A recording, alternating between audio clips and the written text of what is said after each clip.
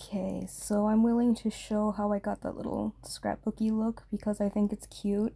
Um, let's hope that I don't have to compress this video to bits just to do it. Okay, so basically for the thing you want to make like pop out of the page, you wanna like add a layer from this folder if it's a folder, or just duplicate the layer, put it beneath it, and color it in with your desired color if you haven't already.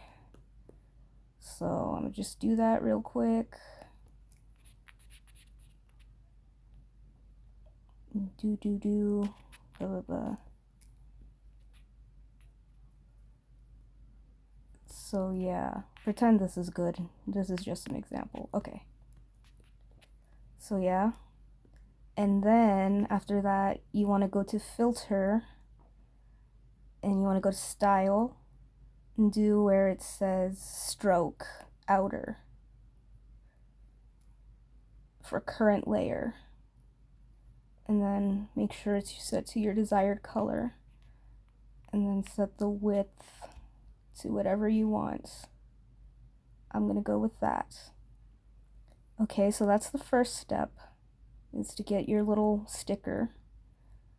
And then, okay, you go back to filter. And then you go to where, you go back to style. And then you go where it says drop shadow. You can put that to whatever, like angle, distance, whatever you want to do. I like it at 29 pixels. Okay. Okay, and then you can blur it. I like it like that.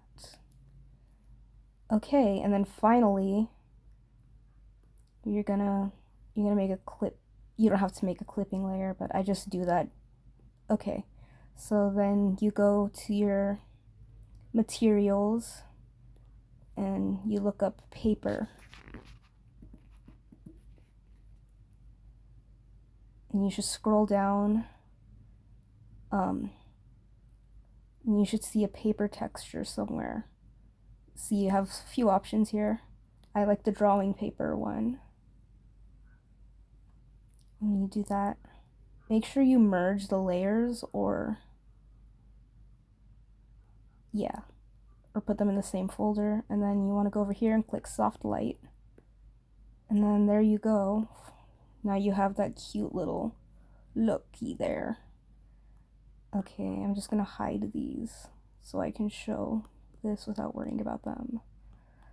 And then what I like to do is, to give it a more realistic look, is I make like this little shadowy thing with an airbrush, make the surroundings black, a little bit of white here, and set that layer to overlay. And then you gives it like a more spacious look, like if it's real or something, I don't know. And then you go here, you make a new layer, and then select a color from the background that is like bright. That's the main background color, but like bright, or is just like a very prominent color. I don't know how to explain it, but you can experiment with this. And then you're going to set that to multiply. You can adjust it to where it's like about, not too dark, but a little bit dark. Like, I'll say here. And then you want to make a new layer, set it to add. And then use the airbrush triangle. You make a pale yellow color. And then you kind of add some soft light. Not too much like this, because then it'll kind of obscure the drawing. So like that. You can add it to different places you want a focal point, or just where light hits. And then you go over here and click add layer from canvas, and then go to blur, Gaussian blur, set it to 100 or 50 pixels. Then make a duplicate of that layer, and then you go to adjust color, and you set the saturation to 100% and lightness to negative 100% to make some contrast. You set this to overlay, and then you kind of experiment with these two layers, get it to where it just feels right. That's a little too much. Like there, like that.